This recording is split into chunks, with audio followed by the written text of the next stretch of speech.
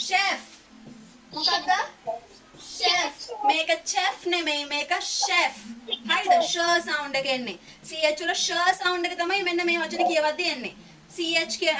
chef මෙන්න මේ වචනේ කියවද්දී අපි chef කියන්නේ අපි කියන්නේ chef කියලා හරි ඊළඟට ක වලට ch කියන අකුරු දෙක මොකක් හරි වචනයක දැක්කොත් ඒක කියවන්න පුළුවන් ඒක ප්‍රොනවුන්ස් කරන්න පුළුවන් විදි තුනක් තියෙනවා පළවෙනි විදිය තමයි උච් සවුන්ඩ් එක දෙනවා chat chit chop ඒ වගේ වචන වලදී උෂ් සවුන්ඩ් එක දෙනවා chef machine මොකද chicago ඒ වගේ වචන වලදී ක් සවුන්ඩ් එක දෙනවා school anchor තව නේද